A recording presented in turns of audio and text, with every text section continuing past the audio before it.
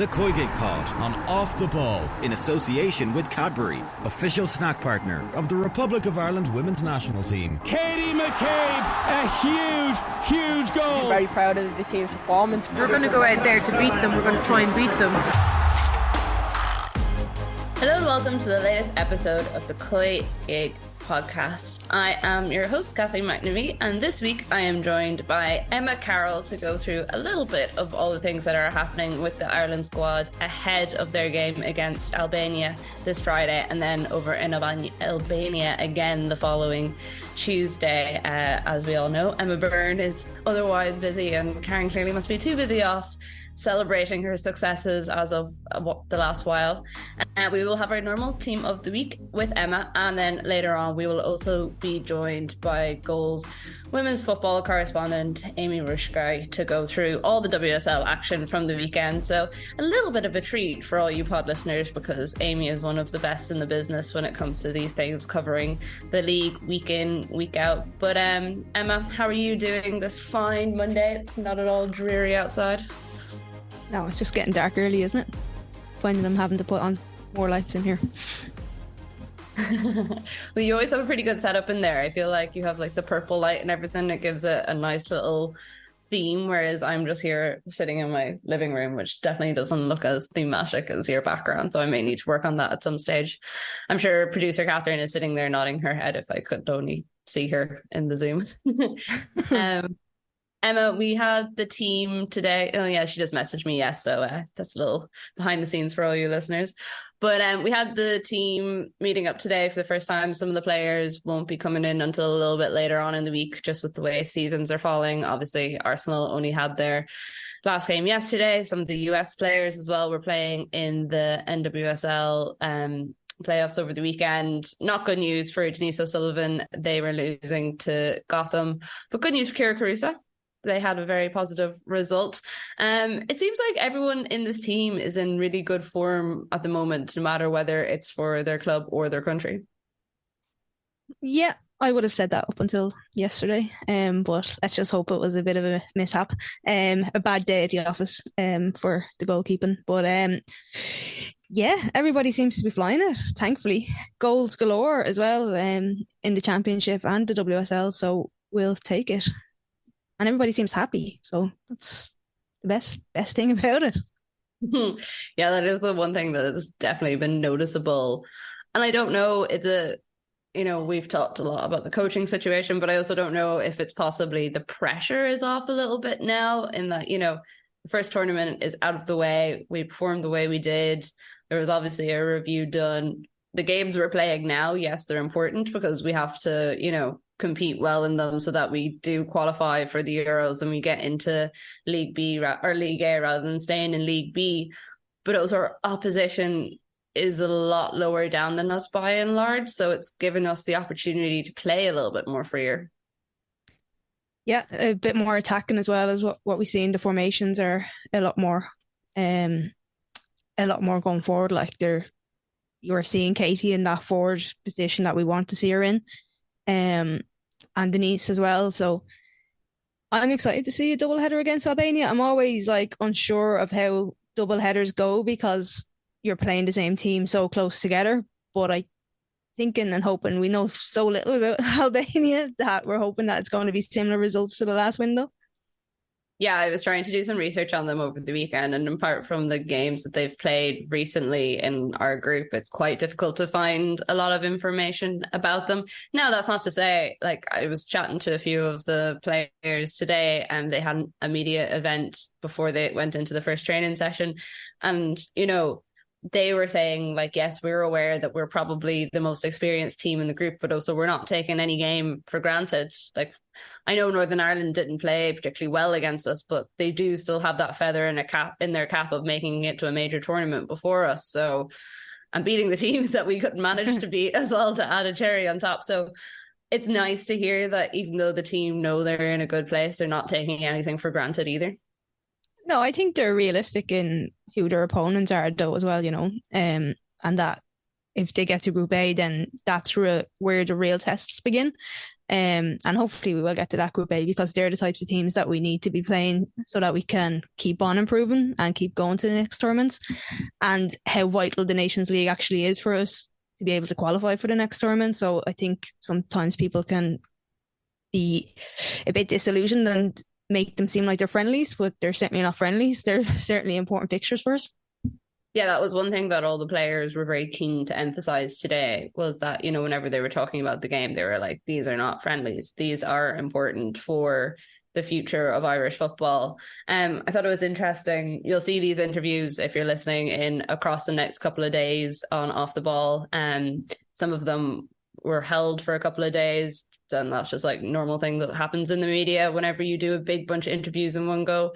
So there'll be interviews coming up with Ameé Larkin. Izzy Atkinson went out today, and was also chatting to Jamie Finn. It's the first time she chatted to the media since she was left out, and I thought she was particularly interesting, so definitely keep an eye out for that one in terms of how she dealt with the disappointment and what she wants fans in particular to know now. It's funny, I was saying to her, I was like, you know, beyond Katie McCabe, I feel like every time I go to an Ireland match, the most amount of jerseys I see are Jamie Finn jerseys, and I always get tagged in people that are like, oh, we love Jamie Finn, she's the best player in the team. She seems to have this like cult following for a player who's definitely been highly involved in the qualification process. And I know a lot of people were mad when she didn't make that World Cup squad, but for the level she's playing at club level, it's interesting that she has such a big following.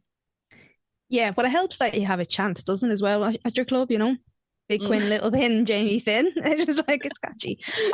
We need to kind of figure out how we get Lily Agg into that rhyme as well. Yeah. But yeah, I suppose like from her League of Ireland days as well, you know, she has a big following, like playing for Shells and stuff, is a big club with a lot of fans, and they're very much of that one club mentality at Shelbourne. So a lot of local Northsiders, I think, like to see her do well. Yeah, no, they definitely do. And it's always great to see people catch, like certain players catching their attention, because that's how people keep coming back to games. Like they'll definitely keep coming back for the team as a whole, but having those specific players, I think, is almost as important, because, you know, that's who people grow up to be like, oh, I want to be like them. So is it too soon to mention Katie McCabe scoring bangers, or never too soon? One with her right foot as well. That's the one that I've been going around saying all day. She scored with her right foot. Like, that's people I don't think realise how little she's actually scored with her right foot. So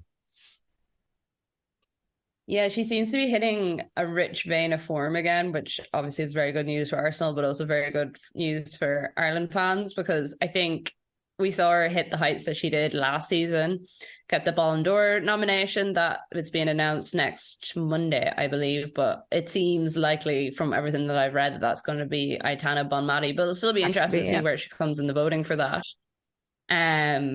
But she is definitely hitting that form in a way that, you know, we hope she would this season and carry on from the World Cup, I suppose. Yeah, she got player of the match 2 weeks in a row, I think, is it? Or at least twice out of 4 games this season. If it's not 2 weeks in a row, it was the second game and yesterday's game. Yeah, and all the pundits, you just hear them going, she's the person at the moment that Arsenal are relying on to get them out of this hole. She's the one that grabs things by the scruff of the neck and really gets those results. We've seen it with the late equaliser against Aston Villa last week, and again getting the winner yesterday. She's probably the sort of player that Arsenal need this season to drag them through, but we'll talk a little bit more about that with Amy in a bit. For now, we are going to move on to our team of the week.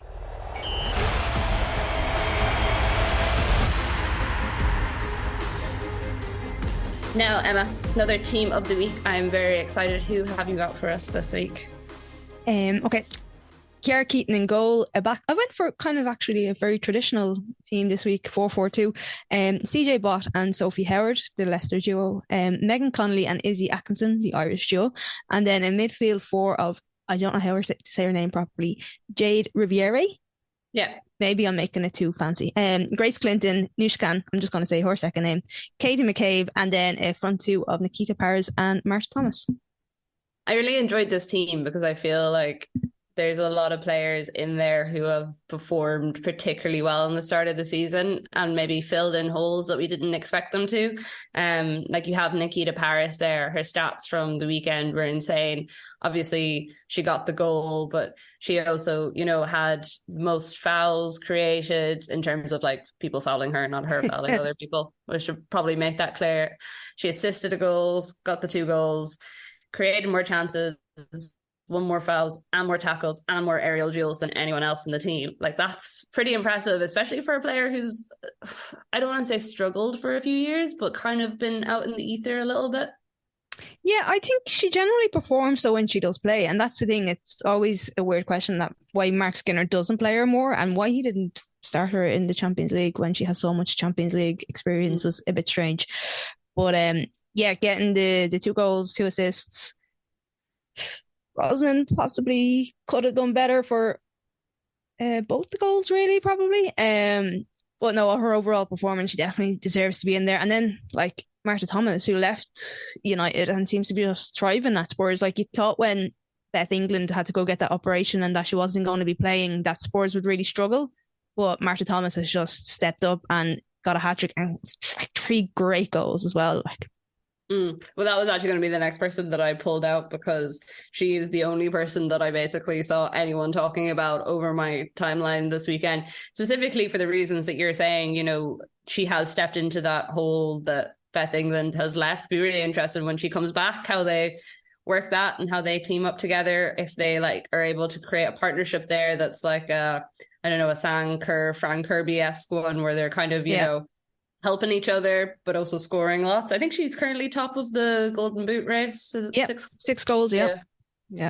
So yeah, really happy for her and be very interested to see. We'll talk a little bit more with Amy about this later, but how she manages to sustain that and how Spurs manage to sustain that. Because we've seen them make these good starts before, excuse me, and then peter off a little bit. Yeah, but there seems to be, I don't know, there's a slight different aura about them as well. I think, you know, Simana, Grace Clinton as well in midfield after getting her first England call up as well. Had a great game at the weekend. So we've got Ashley Neville as well at the back. So, and they seem to finally have decided on a goalkeeper and they're not changing their goalkeeper every week, which is maybe a good thing. Who knew? Who knew whether to have a standard goalkeeper is a good thing. But yeah, definitely having Spencer in goal week in, week out, and Drew Spence as well in midfield. She's like, her experience is like invaluable, and some of her like strikes is out of this world as well. I think already Spurs could be in with, like, if you take McCabe out of the equation, with a couple of goals of the season or goals of the month. Yeah, no, definitely. Really impressive performance from them overall the weekend. Izzy Atkinson back on the pitch doing great things for West Ham, which we love to see. Yeah, only came on, got about a half an hour, but I think she turned the game around for West Ham. Unfortunately for me, when you want to see Irish players doing well and they tend to show up against Liverpool, head of pain last week, Izzy Atkinson. Yeah, but she came on with about a half an hour or so to go, and she definitely turned it around. She had a few chances herself at goal. I don't think she got credited with the assist, but she should have been, or, you know, she definitely had a lot to do in the build up to that goal. And then she, again, straight after that, she could have actually scored a winner. So she was alive and there was a spark. So I've had a few question marks about her when I seen her in person against France, and she just looked a bit out of her depth, but definitely seems to be have gained a lot of experience from that World Cup, and getting more game time at West Ham can only like do the world of good for her. Yeah, I thought it was interesting. She was talking today about how, you know, she feels that she's been kind of constricted to that super sub role, and that's how people view her.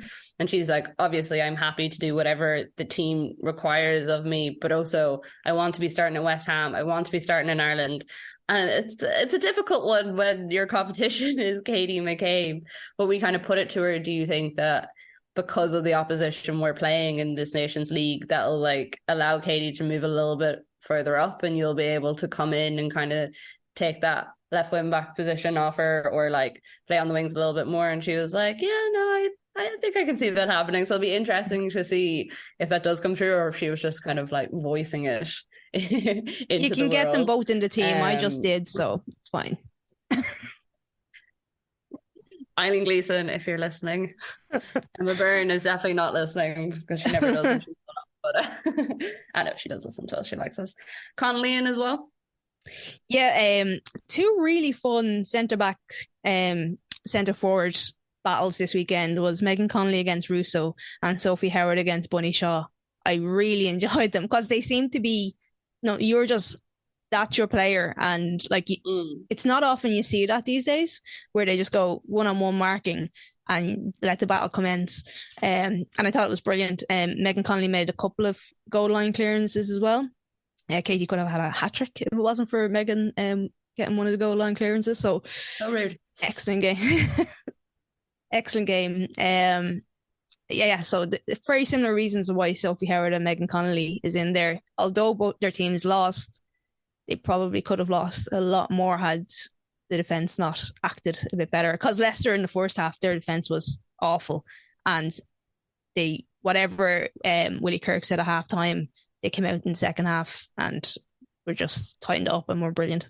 Well, Emma, thank you once again for watching all those games. Very much appreciated, as per usual. I like that there's a bit of a trend this year of, it's not consistently all like Chelsea and City players or like Chelsea and Arsenal players. Do you think there's been a bit more of a spread across the league in terms of how people are performing? Like, has the World Cup have any impact on that? Maybe it is the World Cup. I just don't think Chelsea have been amazing to watch yet. City have been pretty good. Arsenal haven't been great either. Like Nushkin for Chelsea was brilliant. She only got the 2 goals in the end. One of them was credited as an OG. Could have had a hat-trick and an assist. And again, Keaton in goal for Man City as well. And after getting an England call-up, and no Ellie Roebuck on the bench either, which is a strange one to see what's happening with her. But yeah, I think the league has definitely stepped up. And then I was expecting a lot more Aston Villa players to be in my teams this year, but I think a lot of people I don't know what has happened there. I think the rest of the team, maybe it is a World Cup impact. Maybe after Christmas we'll see a bit different. A lot of players coming back from injuries as well at various clubs, especially Arsenal. So it's going to be interesting to see how they have an effect, because that Miedema pass within 30 seconds of coming on was incredible. And Bet Mead could have had the goal. Yeah, I'm not getting my hopes up too much just yet. I've been heartbroken too many times. Emma, thank you very much. We will see you next week. Thank you.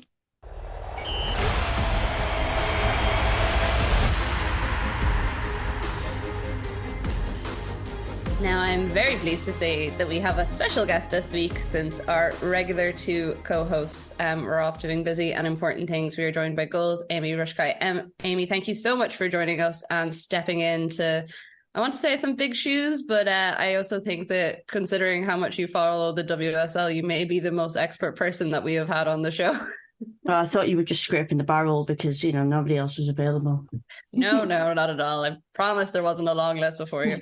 It was an interesting weekend on a couple of different fronts. Like, normally I do this podcast and I kind of pick out a couple of features that I'm like, okay, these are things that we can talk about. They were interesting. But it seemed like across the board this weekend, nearly every single match had some interesting talking point to it. Yeah, it was a really good weekend, especially when you kind of looked at the fixtures, I guess, on paper. If you were a bit of a cynic, you'd be like, there's not much going on this weekend. But it turned out to be a really good weekend of football, and which is no complaints here at all. Yes, we'll take all the good football that we can get.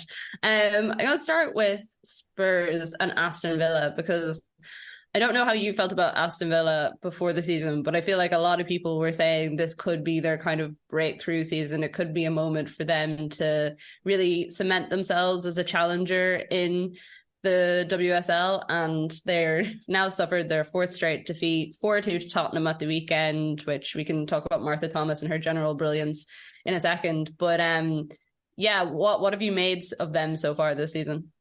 Yeah, I was at Villa Park on the opening weekend, and I felt sorry for them because they were so close to getting, a point from a difficult position with 10 players on the pitch. And it was just kind of like that, seeing out the game, and then the Arsenal game as well, seeing out the game, and just kind of killer blows right in stoppage time that, must do a lot for your confidence as well. So I think last season they were absolutely outstanding, and, in some ways it was going to be difficult to match that. I thought they made good signings, and I don't think that by any means they're going to have, a season where they continue losing every game. Like, I think that we will see them kind of come back up, and I think just to have a nice international break now might be good for just resetting and getting over a difficult start. But no, I think it's a really quality squad, and I think that they will come back. And, I think breaking into that top four, like everybody speaks about, is, as Man United proved, a really, really, really difficult thing to do. But I think that they can get back to, decent, comfortable position in the league. They've just got such a good squad, a great goal scorer and a good coach. So I think over time they'll get back to where they need to be. Do you think it's that kind of daily link up that they're missing a little bit? Because they have signed quite well. We saw even last season they signed quite well. Or is it the new players coming in, they've maybe just lost their rhythm a little bit? Like, what are you putting it down to that they haven't really performed how people would expect? Well, I think Dali was outstanding last season, so you're always going to miss somebody like her. But, you've still got, like, Kirsty Hansen's there putting some great service in. And I just think, they had a tough start. The fixtures were difficult as well. I think to lose the way they did on the opening weekend must have really kind of been like a punch to the gut. And, it's quite an open league this year. I think that there's a lot of sort of surprise teams. We'll talk about Spurs later. But there's been some, kind of results that you wouldn't predict. And I guess that comes into it as well, because Villa have been on the end of some of those. But yeah, I think that, like I said, I think they've signed good players. They obviously kept the consistency by keeping Patton and keeping Hansen. Like Ebony Salmon's come back to the league and players like that. So I think that they will kind of gel together. And I think it's a good point that Dali is a big miss, but I still think there's enough players there, and you've got a goal scorer in Daly and Salmon as well to chip in with goals that, like I say, I think that they'll be able to get back to where they need to be. And then to flip the coin and look at Spurs, pretty good start to the season for them. We have seen them do this though before, where they have a really good start to the season and then it just peters off. And I think a lot of people would have thought going into this season that, missing Beth England for those first couple of months was going to be really difficult for them. Then you get Martha Thomas coming through, and she's currently leading the race for a golden boot and is like really performing well. So what have Tottenham done to change their fortunes? I think they're just creating chances. I mean, if you watched them last season, I remember when they signed Beth England, I was very sceptical not because I didn't rate Beth England, because I really do, but I just thought, well, it's great having a striker up front, but you're going to have somebody to service. Yeah, create. And a lot of, some of the goals she scored last season, like the goal against Man United when she ran from the halfway line on her own, there was a worldy goal she scored in midweek. I think it was Leicester, like right from the wing. Goals she was kind of creating off her own back. She did get some service as well, don't get me wrong, but, she was creating quite a lot of her own opportunities. And Martha Thomas coming in, if you create opportunities for her, she'll score goals. And I think that, she's done brilliant to kind of step up to the plate with Beth England out. And I'm really interested to see what happens when Beth England comes back, whether they can play together, whether they, I think it'd be a waste if you kind of push Thomas away from where she's doing so well. But I just think that they're creating so much more. And it's quite a turnaround, because if you look, when I saw the results in pre-season, they didn't score a single goal in pre-season. And so I was like, obviously not seeing the pre-season games being on the other side of the world and then taking a little bit of a break. But how dare you take a break, Amy? Shocking. But it was kind of like, maybe this is going to be the problem, not creating chances. But fair play to them, because there are a lot of good players in that team. And last season, it was kind of like, if they can just get everything together, they can be a good team. And, they're doing really well. Yeah, I think I saw a stat over the weekend that they had just over half the amount of possession, but they had 18 shots and 11 of those were on target, which is, pretty good return for that little possession, and also that many shots to have more than half of them on target. Any team would be quite happy with that. Do you think it is sustainable, what we've seen?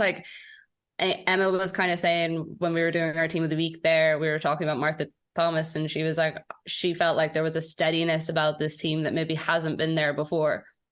Yeah, and I think when you think about the fact that they've got Beth England to come back in. So, you're throwing in a whole load more goals. And I think it'll just be nice if they can continue this momentum and get into a comfortable position. Obviously, it's a new manager, so, things could drop off a little bit and things like that. But I think if they can get into a nice, comfortable position where the manager can continue to implement what he wants to implement, kind of like Everton last season, we're in that kind of comfortable place the whole season. So Brian Sorensen could mess around and kind of experiment a little bit and do this and that and the other. Wouldn't that be a great place for them to be in? Just keep riding this wave, get into a great position. And then if things do tail off a little bit, so be it. They'll probably be in a comfortable enough position by that point that it's all good and they can just keep working and building on what the manager wants to bring in. Looking at another team that has been a bit of a surprise factor this season is Leicester. 1-0 against Man City, who have probably been the best team and the most consistent team in the league so far. Were you surprised with how the team lined up, Leicester that is, whenever you saw it at the weekend? Well, I think that Willie Kirk's just a good manager. He knows what it is to kind of get points in this league. And the job he did last season was absolutely unbelievable. And, I know a lot of people were kind of like, well, can you do that again? But I think that they're well coached. Everybody knows their role and, they know how to get at teams. When they played Man United last weekend, I thought they were really impressive, the way that they just kind of made Manchester United uncomfortable. And I don't think that they'll roll over for anybody this season. I think that it'll be a development from last season. I think that they can be a little bit more comfortable. But I think they're a well-coached team that, Willie Kirk knows where to put people to get results. And then the plan is clear for the players to go out and execute it. And, you don't want to say, oh, they did a great job losing 1-0, but, they made it difficult for Man City. And when you're coming up against a team on the kind of role that City are on, that's all you can do, really, sometimes. I think that was the main game, apart from the Arsenal one, which was obviously a bit nervy as someone who supports Arsenal, that it was the main game of the weekend that had me on the edge of my seat, because there were a couple of moments where we were like, oh, this could go either way. And going into it, I had been really impressed with Leicester, but I kind of felt like with the form that City were in and the fact that they were banging in goals, that if they got the one, several more might come, especially if it came early. And then obviously the goal did come early. And that didn't happen at all. They didn't lose their heads in the way that maybe we saw Villa did or Everton did in some of the other games. Yeah, and I think that's just again a testament to what Willie Kirk's kind of done. And I think that he kind of instills a confidence in the players. And just again, in terms of the way they set up, it's not like you kind of lose faith in what you're doing, because, what he does bring results. And yeah, I think that they're going to continue to be a really difficult team to beat. And, they've already shown that twice against two really, really good teams this season. And then in terms of Man City, what would you think about what the recipe for their success is? Because we've talked a lot about it on the podcast, and Emma Byrne has worked with quite a lot of the City players, especially the Spanish ones, and knows them quite well. And she would say, I feel like this is the first time in several seasons that the squad's actually been settled. Jill Roord was the only player that came in. So everyone kind of knows what they're doing. And I think a lot of people have been saying, why didn't Gareth Taylor do this earlier? Because I feel like it would have benefited them, because the squad hasn't really changed all that much. No, and I can only paraphrase because I can't remember it exactly, but at a point last season, there was a question put to him in the presser that was kind of about all the change, because they'd obviously had so much change last season. They lost Kira Walsh quite close once the season had already started for them, had to get new players in through the door quite late and so on. And it was all a little bit chaotic. But they've always had really good transfer windows. When you look at it on paper, they've always signed good players. And he said something along the lines of, all the Arsenal, Man United and Chelsea are all going to have one of these chaotic windows at some point in the next few years. Everybody's going to have that some sort of change, whether it's players, just it's their time to move on, or their contracts come up, or whatever it might be. And theirs was last season. And so he was like, we'll see over time if this benefits us having it this season as opposed to them not. And, I just thought when they signed the one player, I thought, well, that's exactly what he was talking about. They got the settled squad. If you watch them in the second half of last season, there were points where I genuinely thought, God, they could actually come out of nowhere and win this league.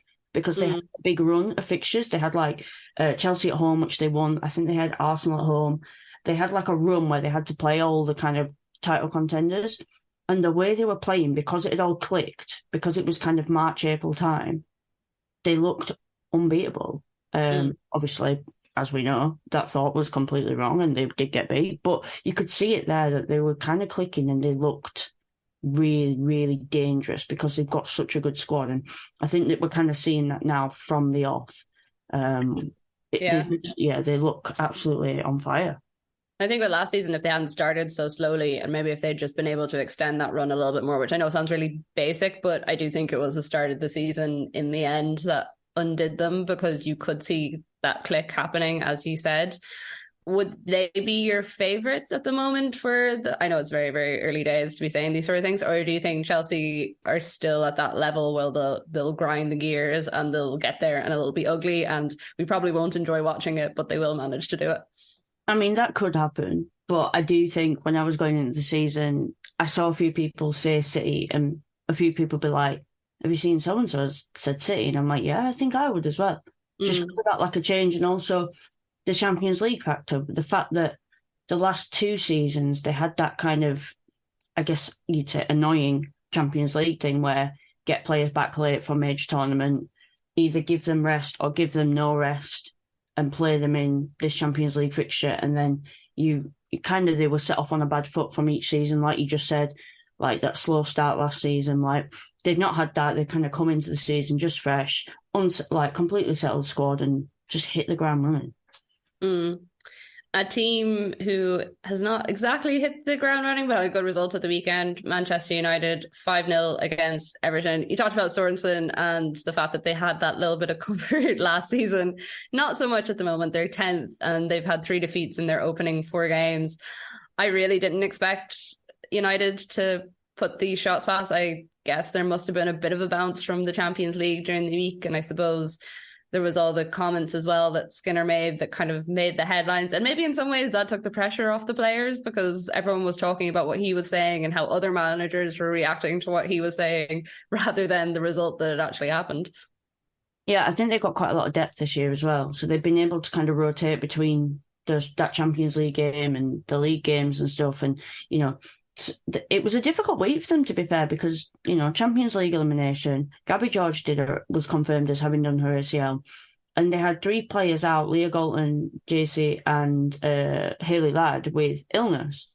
So they could have easily not won this game. And I think, it's especially after the Leicester draw, which was disappointing. Like, they did really well to kind of come in and second half especially, everything just hit the back of the net. It was one of those days where you could feel that it must have been quite a relief for them, because like I say, it was a tough week, but they have had that kind of rotation of players that they've been able to at least dig into with so many absentees as well. You wrote a piece for Goal about Nikita Paris, which everyone should go read. It's very interesting. Obviously, she got the 2 goals. She was assist. It was kind of interesting because your piece was basically looking at, her England hopes and where she can get in. And just when you were listing off the players, that she's probably competing with, Rachel Daly, Lauren Hemp, Chloe Kelly, Alessia Russo, Lauren James, Jess Park.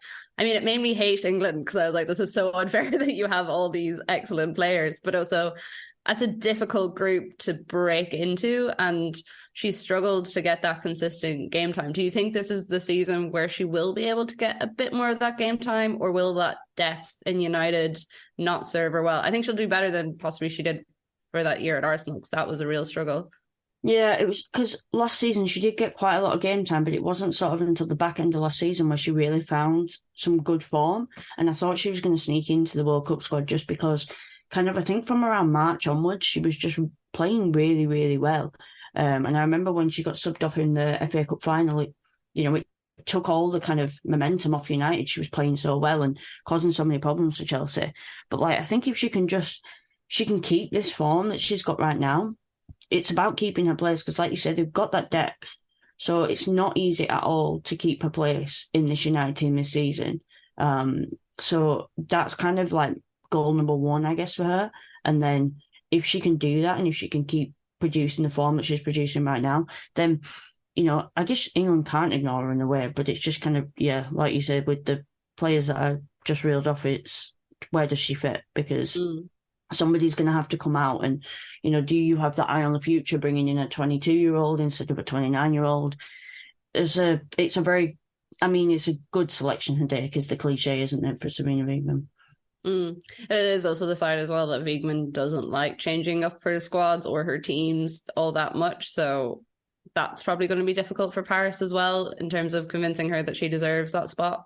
Yeah, and it's a tricky one because, like I wrote in the piece, like she brings something completely different to the table in terms of like how much she runs and how much she presses, and like in the Euros, the way that Wiegman will bring her on right towards the end of games to see them out. They might, especially when this Nation League campaign progresses and England need results to get the goals that they want, whether that's qualification for Team GB, trying to win the Nations League title if they can get to that point, and you need somebody to kind of bring on and close the game out, then Nikita Parris is a fantastic person to do that. And, if she can keep up that form and Wiegman thinks, right, we got some really tight games coming up, who can we bring in that's a really experienced player that can help us, win these games? Then maybe she does look to Paris, but it's just such a competitive department in those forward areas for England right now. Yeah, I am very envious, I have to say. Although one Ireland player who is scoring very well at the moment is Katie McCabe. A little bit of a nervy one at the weekend. They won 2-1 in the end, but it was kind of thanks to those 2 goals from Katie McCabe, and very nice goals they were indeed. It's nice to see Miedema back as well. She only came on in injury time, so it wasn't a massive showing, but there was a little glimmer of that pass to Beth Mead, and I didn't want to get my hopes up, but I was like, if we could have a little bit of that this season, I think this Arsenal team could really do with it. Yeah, and I mean, Katie McCabe was outstanding in that game. I was thinking about it when I was watching it. It was like something that she's done quite a lot over the past 2 years, that kind of development to just being like a clutch player, like the way that she kind of just steps up in the big moments, whether it's a club and country. When you look at the team on the pitch and Katie McCabe's on there, and that team needs somebody to step up with a winning goal or, a big moment, Katie McCabe's one of the first people that you look at as somebody that can do that. Like, just the way that she's developed into that sort of match-winning character over the last 2 years has been like outstanding. And I think that this was another prime example of just how good she is at kind of grabbing a game by the scruff of the neck almost and being like, I'm going to win this game and I'll win it now, sort of thing. It's fantastic. Yeah, it's one of the things I enjoyed about covering the World Cup and over in Australia, because obviously as an Ireland fan and an Arsenal fan, you try to, when you're talking about these things, you try and like keep yourself on an even keel as much as possible. But even like talking to Irish fans, I think people are always curious to hear what other people think of her, because we're like, we know she's brilliant. And then I think because of the Ireland stuff, and maybe like, obviously we're not one of the top teams in the world when it comes to an international setting. Because of that, sometimes she gets slightly overlooked for how influential she is. And I don't know, did they actually realize how much she drags us by the scruff of her neck? I mean, if she could have single-handedly taken us out of that World Cup group, I think she would have, and she tried her absolute best to do it. So it's interesting seeing her this season. Well, I suppose it's from last season, but getting the Ballon d'Or nomination, and it's like, okay, the rest of the world sees it too. We're not just like making it up in our heads that she is actually one of the best players out there at the moment.